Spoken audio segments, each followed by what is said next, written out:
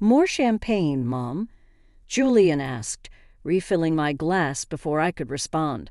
I smiled hesitantly, nervously glancing at my son and his fiancée. We were celebrating their recent engagement with an intimate family dinner, though an unsettled feeling stirred in my gut. "To your happiness," Sienna purred, clinking her glass against mine. I nodded, taking a generous sip. "There's something we wanted to discuss with you tonight," Julian said, exchanging a sly glance with Sienna. "We're planning a huge engagement party next month, only the best for our perfect union." I chuckled anxiously. "How wonderful for you both, but those parties can get quite pricey, can't they?" "Oh, we're not paying a thing," Sienna said with a wave of her hand. "That's going to be your gift to us." I nearly choked on my champagne. "I'm sorry, as Julian's mother, it's your duty to pay," Sienna continued.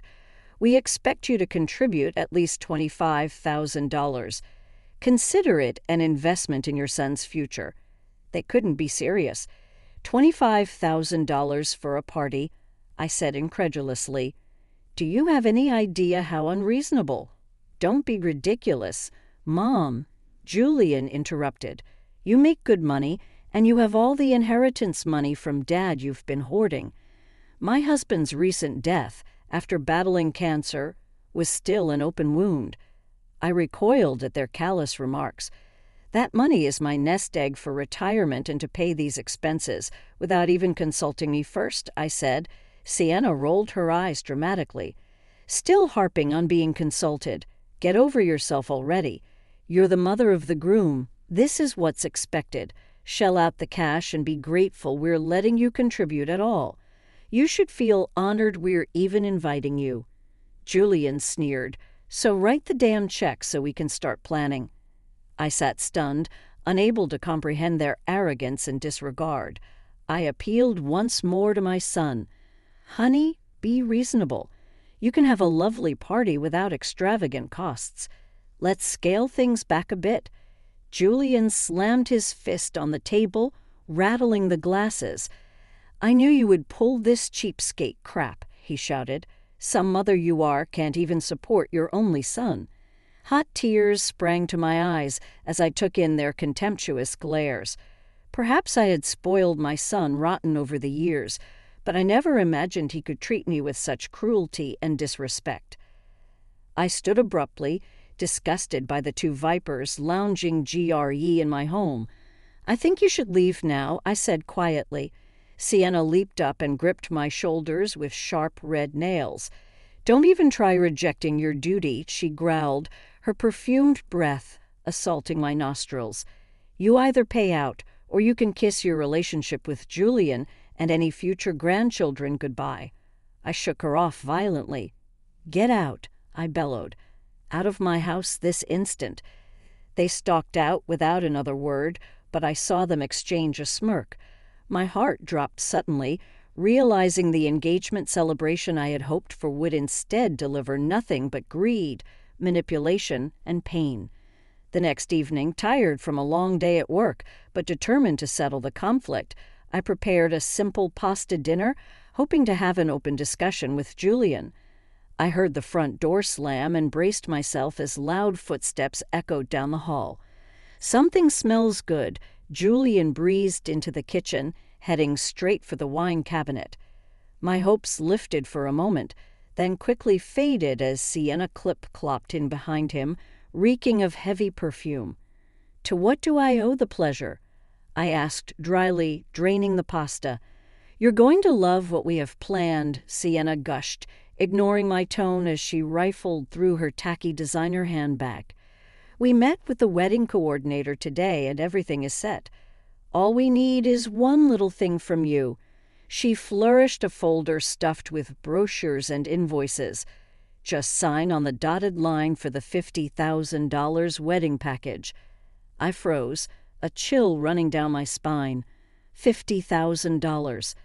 I gasped. "For a single-day celebration? That's outrageous." "It's our special day," Julian whined. "Don't I deserve the very best?" I appealed to his conscience. "Son, be reasonable." Let's scale back and have an intimate, meaningful ceremony instead of this circus." Sienna slammed the folder down. "You incompetent hag. Who said this was open for discussion?" she screeched.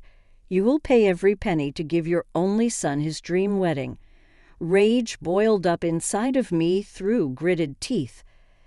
I replied, "You entitled, nasty piece of mom, Sienna, stop." We all turned in surprise to see my daughter Harper standing firmly in the archway. I had been so focused on the confrontation I hadn't even heard her come in. "Stay out of this, Dyke," Sienna snarled at my heavily tattooed, alternative graphic novelist daughter. "It doesn't concern you." "The hell it doesn't," Harper retorted. "You don't talk that way to my mother." She crossed the room to stand protectively beside me. Under normal circumstances, I might have bristled at her interference, always trying to be the strong, independent matriarch, but at that moment, her solidarity was a lifeline, and I welcomed it. Julian threw his hands up melodramatically. "I ask for one little wedding, and my entire family turns against me." He pointed an accusing finger at his sister. "This is all your influence," filling Mom's head with delusions. "She owes me this money and her loyalty." Harper folded her arms. "Mom owes you nothing but basic respect, which clearly isn't reciprocated. She raised you single-handedly after Dad died, working tirelessly to give you every advantage, and this is how you repay decades of love and generosity. Shameless exploitation." My younger son had no response other than childish whimpers. Harper turned to me, her tattooed hand gripping mine firmly. "You stand strong, Mom. Set boundaries and demand the respect you deserve. I've got your back." The knot in my chest loosened with immense relief. My daughter's stalwart support washed away my self-doubts. I would not bow down to these greedy, manipulative vultures for another minute. I drew myself up to full height, emboldened. "You both have two choices."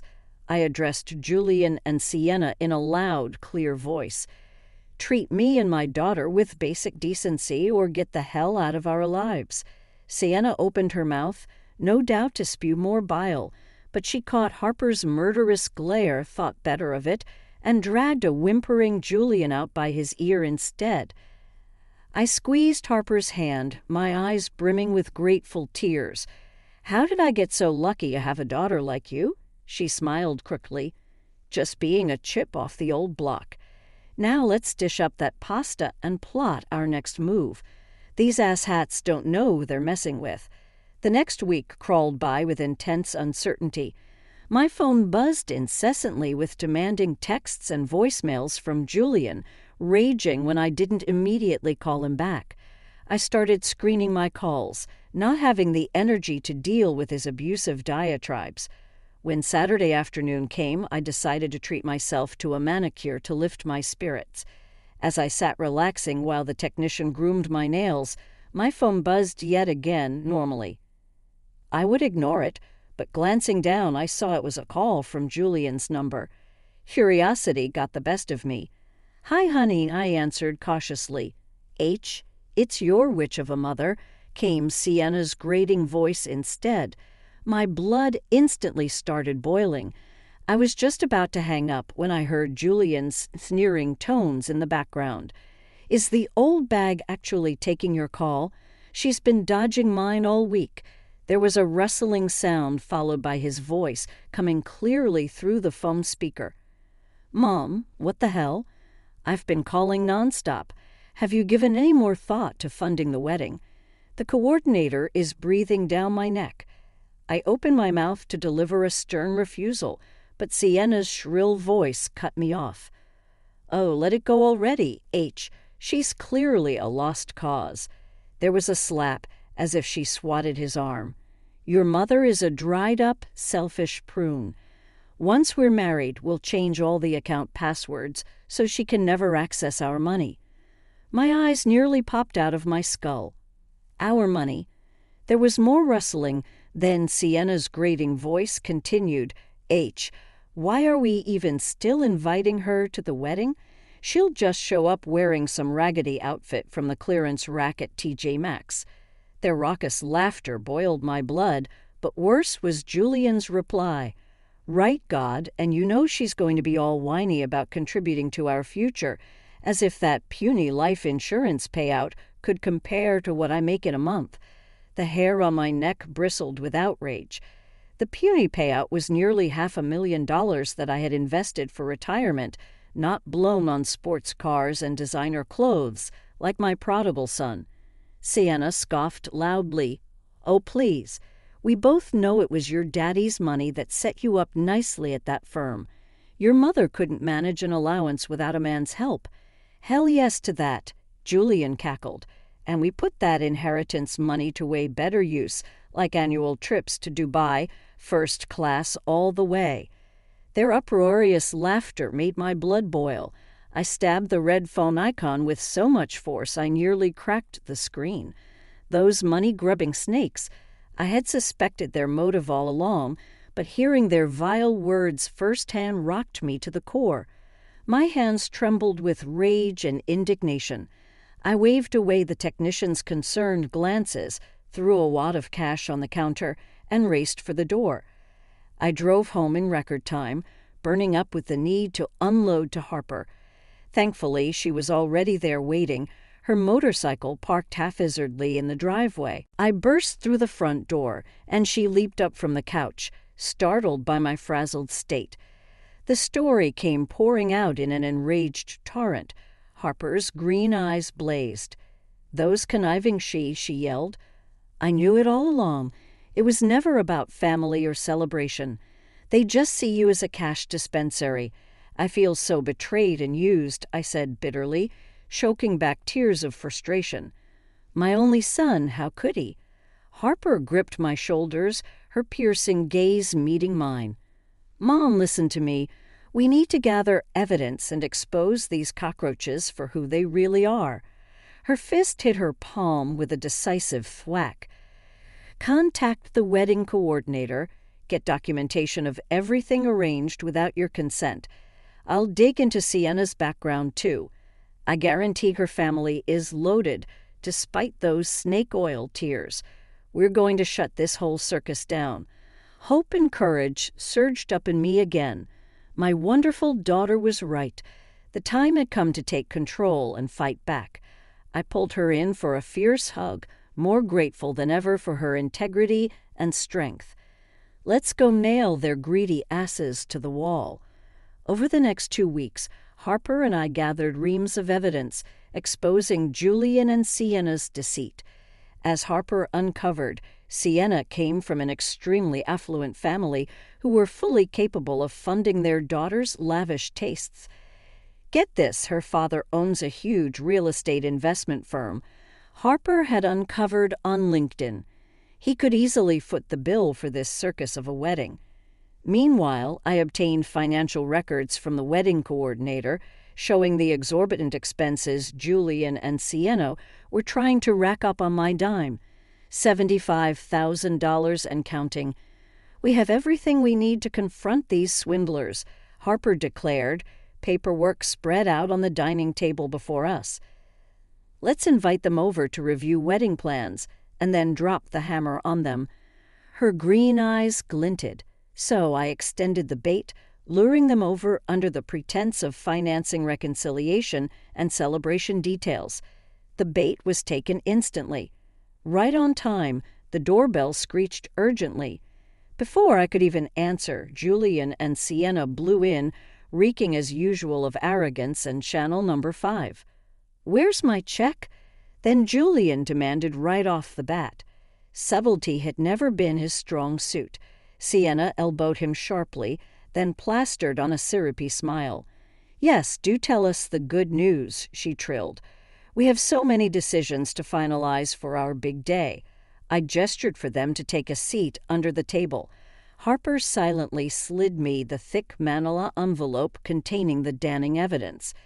My heart pounded, but resolve hardened my nerves. I folded my hands tightly on the table.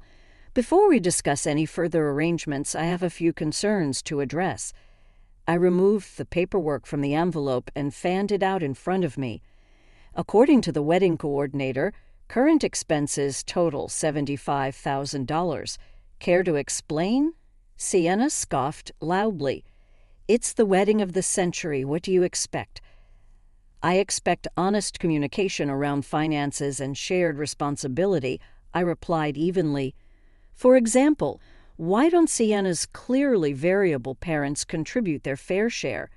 After all, I pulled out a copy of her dad's business profile with a net worth in the tens of millions. They could easily afford this. Sienna blanched. Julian sputtered angrily. Leave Sienna's family out of this, my wedding, my financial support. He turned to point a finger at me. And you're my mother, so cut the check. Having expected denial, I calmly slid over the pile of invoices and contracts. Actually, these documents prove otherwise. They have my forged signature authorizing non-refundable down payments totaling $155,000 so far. Care to explain that? Sienna gasped dramatically. Are you accusing us of fraud? From beside me, Harper suddenly slammed down an authoritative fist. Damn straight she is. My daughter's unexpected bellow stunned them into momentary silence. Harper seized the opportunity to append the rest of the manila envelope's contents across the table. Bank statements, screenshots, phone records, irrefutable evidence of their lies and manipulation scattered dramatically before us. It's all here in black and white, Harper spat with unrestrained disgust. You snakes have been exploiting my mother's love and trust this whole time, never giving a damn about family bonds, just what you can swindle out of her. You were spying on us. Julian spluttered in outrage. Gathering evidence against your fraud, I corrected him. And now that everything is laid bare, you will cancel this sham wedding immediately. Sienna shot up out of her chair, nostrils flaring. How dare you? She shrieked. I will be marrying Julian with or without your money. She turned to my son with a pout. Back me up here. But Julian just sat there, pale and trembling, the magnitude of revelations rocking him into stunned silence. For once, the confrontation had rendered him speechless. Sienna rolled her eyes in disgust. You spineless mama's boy, forget it. She snatched her tacky designer handbag and stormed out, pausing in the doorway to deliver one final venomous glare. You'll regret this, she hissed at me. We won't forget. Then she flounced away in a cloud of channel. I stared evenly back at my shaken son. Nor will we, I said quietly. Now leave. He scrambled up hurriedly, but just before exiting he mumbled a soft but clear threat. I'll make you pay for this the day. The moment I had been dreading arrived, Julian and Sienna's lavish wedding. I had hoped our confrontation would be the end of it, but these stubborn snakes pursued their farce nuptials anyway, blowing through even more of the retirement money I had entrusted in Julian's accounts. So here I sat, an unwilling participant in their twisted matrimonial circus. All around me, intoxicated guests gambled under ostentatious floral arrangements that cost more than my first car, the crowning glory an 8-tier fondant cake dripping with handcrafted sugar flowers. Julian and Sienna's smug faces towered above it all in a massive golden frame. My daughter Harper slouched next to me, clad in ripped jeans and combat boots, her pixie-cut green hair clashing spectacularly with the pastel bridesmaid dresses. We silently watched the overblown spectacle unfolding, barely concealing our disgust. Suddenly the music transitioned to a bombastic wedding march. The crowd hushed in anticipation as Julian took his place under the altar's garish archway. My heart clenched. He looked so much like his father, tall and dashing in his tuxedo, beaming with charismatic charm. Not a trace remained of the petulant, greedy boy I had confronted just weeks prior. Radiant pride glowed from him as his bride floated down the aisle, dressed in a frothy designer gown I had no doubt charged to my credit card. Old memories and grief welled up. I had walked that same path over 30 years ago, knave and drunk on dreams of lifelong partnership and family, dreams that soured all too quickly. My faith in love and devotion had died alongside my husband, and now the son we created together slapped me in the face with the same callous disregard. As the ceremony droned on, a righteous rage simmered within me. I could not bless this loveless union with my presence for another moment. I stood abruptly, my chair scraping loudly across the polished floor. All eyes turned to me. Harper grasped my hand supportively. I cleared my throat, meeting Julian's alarmed gaze. I apologize, but I cannot stay silent about this travesty. My voice rang out loud and clear. Murmurs rippled through the stunned guests. Julian flushed crimson, shrinking under my bold stare. Before he could muster a response, Sienna shoved past him, teeth bared and eyes spitting fury. "How dare you interrupt my perfect day?" She advanced toward me, manicured claws outstretched menacingly. I stepped back, recoiling from her vicious energy. Harper immediately confronted the enraged bride. "Back off." My courageous daughter blocked Sienna's path, shielding me protectively. A hushed gasp echoed through the room. No one moved to intervene. Julian hung his head, refusing to meet my pleading gaze, offering no objection to his new wife's vitriol. My heart cracked. All illusions shattered forever. I no longer had a son. This greedy, spineless stranger before me would never again elicit my devotion or resources. I stepped around Harper to address the crowd. "Let all bear witness on this hollow, pretentious sham of matrimony." My voice rang out boldly. "I hereby refuse any further enabling of these snakes and revoke all ties. The farce ends now." I turned sharply for the exit, skirt swishing dramatically as I passed my shell-shocked son. I paused long enough to repeat the oft-hurled threat, "You'll regret this." Then I strode purposefully away without a backward glance, Harper right beside me, our shoes clacking a steady beat of solidarity. Out of that den of iniquity, we emerged into watery sunlight, the doors cutting off Sienna's frenzied shrieks behind us. I took my first free breath in ages, relief washing over me as we climbed into Harper's waiting car. I patted my daughter's tattooed hand affectionately.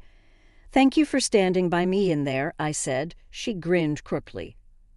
"Are you kidding? I've waited years for a chance to tell Sienna off." As we peeled away from the lavish lies behind us, tears pricked unexpectedly, but for once they were not from grief or regret. Because looking at my beautiful, loyal daughter smiling back at me, I knew I would never stand alone again. In the months following the cursed wedding, I changed phone numbers, moved residences, and transferred my remaining assets, cutting off all contact from Julian and his venomous bride. I heard through the grapevine that they had indeed gone through with their honeymoon in Dubai, no doubt funded by what was left of my retirement savings. Let them gorge themselves on luxury, I thought bitterly. It was only a matter of time before reality caught up. Sure enough, merely a year later, Julian came begging. I returned home one evening to find him hunched on my doorstep, unshaven and reeking of stale cigarettes. So great was my shock that I froze momentarily, packages slipping from my slack grip.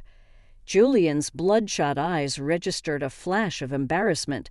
He made a half-hearted attempt to help gather my things before mumbling, "Hey, Ma, can we talk?" I brushed past him silently to unlock my front door, gesturing him stiffly inside. He hovered awkwardly as I put away groceries with deliberate slowness, bracing myself before finally addressing him. "What do you want?" I asked bluntly. Julian cleared his throat. "I need your help just temporarily," he added, quick assurance as if that lessened the audacity. "I'm between jobs right now, and Sienna is pretty pissed that I can't cover her spending right now." "Absolutely not." My sharp refusal halted his rambling excuses. I crossed my arms, rage and satisfaction warring within me. "You made this bed. Lie in it," Julian gaped, unaccustomed to blunt denial from his doting mother. "Come on, Ma, I'm desperate here. Can't you just spot me a few grand?" He took a wheedling step forward. "I'll pay you back, I swear." I stood unmoving as granite before my prodigal son. "You had no intention of paying me back the first time you ransacked my accounts," I reminded him coldly. "What makes you think I'd trust your hollow promises now?" He flushed. "Look, I was wrong before, okay, but I'm still your son." I sliced the air with one quick hand. "You forfeited that privilege long ago. I have no son." I pointed one damning finger at his shocked face. "Now you reap what you've sown. Get out." He opened and closed his mouth pathetically, but no argument emerged in the face of my unrelenting disgust. Shoulders slumped, Julian skulked out the door and out of my life once more. About time the prodigal son got a taste of harsh reality. I quickly slammed the deadbolt before the wave of vindication swelling in my chest could morph into pity or regret. There could be no forgiveness for those who repeatedly bit the hand that fed them. Julian's wretched appearance proved karma now had him firmly in her jaws. The next I heard, his fancy tech startup had crashed and burned after less than a year. Apparently, my business connections had blacklisted the ungrateful leech. No investor would touch his dubious proposals with a 10-foot pole. Meanwhile, Sienna had fled back to Daddy's wallet after one too many conjugal disputes over unpaid bills. Last I heard, she was divorcing my son and riding some octogenarian sugar daddy in Monaco. I toasted their misery with Harper over cocktails that night as we laughed at rumors of Julian working fast food jobs under an assumed name. I knew not one iota of guilt would ever haunt me for his suffering. "Karmaza, here's to many more years of her gnawing on those greedy bastards," Harper grinned, raising her martini glass. I cheerfully clinked my glass to hers. No truer words had ever been spoken. Over the next year and a half, Harper's career skyrocketed. More high-profile clients clamored for her distinctive tattoo style and artistic graphic novels. She even secured an agent and a publishing deal for her provocative memoir, a brutal tell-all recounting our family saga that was generating buzz before it even hit shelves. Meanwhile, behind closed doors, Harper relied on my sharp business instincts to manage her quickly ballooning finances. At her behest, I leveraged decades of investment experience to establish trademarks, negotiate publishing rights, and maximize profits. I swelled with pride watching my daughter's passions flourish under my careful cultivation. Soon, Harper was regularly turning up in edgy fashion magazines and sought-after graphic anthologies. She purchased a sleek downtown loft as her business base of operations, proudly showcasing the extravagant views she had earned solely through her prodigious talents. To celebrate Harper's rapid rise, I decided to host an intimate gathering of key supporters and collaborators at her swanky new digs. The catered affair would mark her official arrival as an artistic visionary and independent woman of means. Harper greeted guests with an uncharacteristic nervous energy as I directed caterers to artfully arrange free-flowing champagne and delicate canapés. "You have nothing to worry over," I reassured my daughter as I straightened her smart blazer. "Just be your normal, captivating self. These people already adore you." Soon the loft overflowed with Harper's vanguard inner circle. Daring writers, leading publishers, edgy photographers, and even some A-list names from Harper's celebrity clientele made appearances to toast their favorite tattoo visionary. Pride swelled my chest to hear such powerful figures celebrating my exceptionally talented daughter. This was the launch party Julian could only ever fantasize about. 2 short years ago, my family's name was tarnished by greedy failures. Now, through Harper's virtues, respect had not only been restored but elevated to an artistic elite status. Late into the evening, I stepped onto the balcony beside Harper, gazing over vibrant city lights. She squeezed my hand gently. "None of this would be possible without you, Mom. You believed in me when no one else did, invested in me, fought for me. I'll owe you forever." I wrapped one arm around her slim, leather-clad shoulders, champagne flute clutched elegantly in the other hand. "Nonsense, my brave darling. Your soaring success stems solely from your vision and daring talents." I swept one arm across the glimmering skyline before us. "All this you manifested wholly on your own. I merely facilitated the business deals so you could freely create." Harper grinned crippledy. "Ah, yes, well, I clearly inherited your ruthless business savvy along with Dad's creative spirit." She playfully clinked her glass to mine, to the dynamic duo. "May we always prevail over vipers and thieves." I laughed brightly, heart swelling with maternal joy. My daughter and I had come through the crucible of greed and betrayal to now bask glowing in self-made success as the lively celebration carried on behind us. I silently offered one final toast upward to her beloved father. We had created a fine legacy after all, one sculpted purely from integrity, courage, and toil, instead of entitlement or manipulation. That legacy now towered as a gleaming testament to morality for all the Julians of the world to gaze upon with envy. For decades to come, over the next 2 years, Harper's star continued to ascend in a brilliant, trailblazing trajectory. Meanwhile, I heard through mutual contacts that Julian languished in obscurity and mounting debt. His lavish lifestyle sustained itself for a while on credit before the house of cards inevitably collapsed. The rare times Julian's name surfaced, it was tied to seedy gossip rags and drunken tabloid scandals, from Sienna's very public affair to Julian getting fired from a car dealership for defaulting on payments. Karma seemed intent on grinding my prodigal son into the dirt. I ignored the lurid headlines with a quiet sense of satisfaction, confident I would never lay eyes on him again. By now I had retired from corporate leadership to focus on passion projects, indulging in artistic hobbies, volunteering with disadvantaged youth, and planning leisurely global adventures. I decided it was also time to downsize into a lower-maintenance home. After a prolonged search, I found my perfect oasis, a private bungalow in a picturesque coastal senior community. Mature trees and vibrant gardens welcomed me each morning as I embarked on scenic nature walks with dear widowed friends. The idyllic setting and social kinship brought me a sense of peace I hadn't realized was missing.